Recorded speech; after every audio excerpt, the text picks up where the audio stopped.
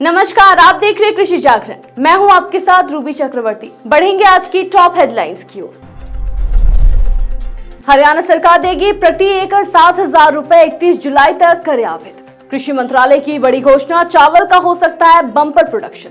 उत्तराखंड के कृषि मंत्री गणेश जोशी ने हरिद्वार का किया दौरा, कहा बाढ़ के पानी से फसलों को पहुंचा भारी नुकसान। फ्रूट और मसालों की खेती करने पर मिलेगी बम्पर सब्सिडी, जल्द करे आवेदन। दिल्ली में गर्मी का कहर जारी, कई राज्यों में बारिश का अलर्ट।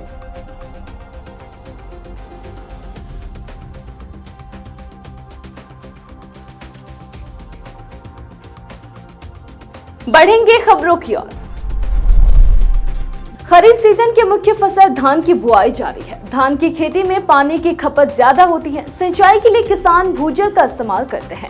इससे भूजल का स्तर गिरता जा रहा है। इसे देखते हुए हरियाणा सरकार धान के अलावा कोई फसल लगाने के लिए किसानों को प्रोत्साहित कर रही है। इसके लिए राज्य सरकार धान के अलावा अन्य फसलों की खेती पर किसानों को आर्थिक मदद दे रही है।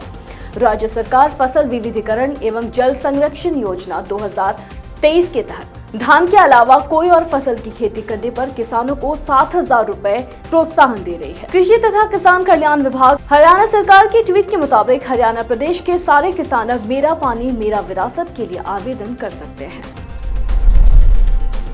चावल को लेकर भारत में बड़ी खबर आई है। कृषि मंत्रालय के आंकड़ों के अनुसार मौजूद खरीफ सीजन में पिछले साल के समान अवधि में 3% का इजाफा देखने को मिला है।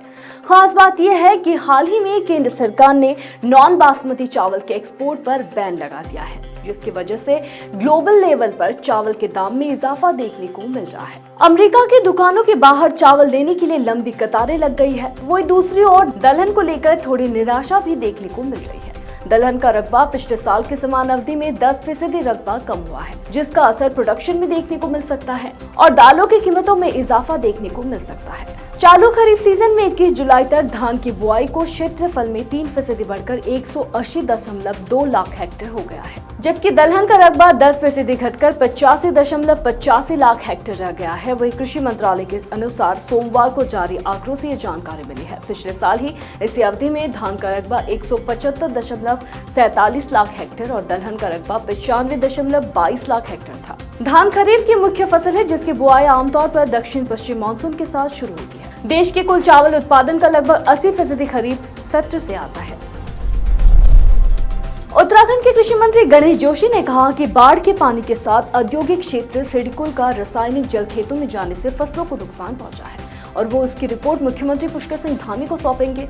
वह हरिद्वार के 35 से अधिक बाढ़ प्रभावित गांवों का दौरा करने के बाद मंत्री ने कहा कि आपदा प्रभावित क्षेत्र में कुछ जगहों पर यह देखा गया कि सिडकुल से आए रासायनिक पानी से कृषि को बहुत ज्यादा क्षति हुई है और गन्ने की फसल खराब हो गई है। उन्होंने आगे कहा कि वो सभी बातों की रिपोर्ट मुख्यमंत्री को सौंपेंगे। इससे पहले किसानों ने जोशी को भारी बारिश के साथ औद्योगिक क्षेत्र का रासायनिक जल भी खेतों में जाने से फसलों को हुए नुकसान की जानकारी देते हुए उसकी सैंपलिंग कराने की भी मांग की थी। राजस्थान में किसान अब बागवानी और मसालों की खेती करेंगे। इसके लिए किसानों को राज्य सरकार की ओर से बम्पर सब्सिडी दी जाएगी। खास बात यह है कि सब्सिडी के लिए मुख्यमंत्री अशोक गहलोत की सरकार ने करोड़ों रुपए की राशि मंजूर कर दी है। अगर राजस्थान के किसान फल और मसालों की खेती करेंगे तो उन्हें 40% सब्सिडी मिलेगी। उसके लिए उन्हें राज किसान साथी पोर्टल पर जाकर अप्लाई करना होगा और उनका मानना है कि प्रदेश में किसानों की गेहूं, सरसों और मक्का जैसी पारंपरिक फसलों की खेती से अच्छी कमाई नहीं हो पा रही है। यदि प्रदेश के किसान आधुनिक विधि से बागवानी और मसालों की खेती करते हैं तो उनकी इनकम में बढ़ोतरी हो सकती है। यही वजह है कि प्रदेश के मुख्यमंत्री अशोक गहलोत ने बागवानी और मसाल के रकबे में विस्तार लाने के लिए 23.79 करोड़ रुपए की मंजूरी दे दी है। भारत में मौसम हर दिन करवट ले रहा है। देखा जाए तो बारिश लगातार देश के कई राज्यों में हो रही है और वहीं कुछ राज्यों में बारिश के बाद भीषण गर्मी पड़ रही है। ऐसे में मौसम विभाग ने बारिश और गर्मी को लेकर ताजा अपडेट जारी कर दी है। बीते 2 दिनों से दिल्ली के कुछ इलाकों में उमस भरी गर्मी पड़ रही है। दिल्ली वासियों के द्वारा दी गई जानकारी के मुताबिक दिल्ली में दिन के समय तेज धूप के कारण भीषण गर्मी पड़ रही है।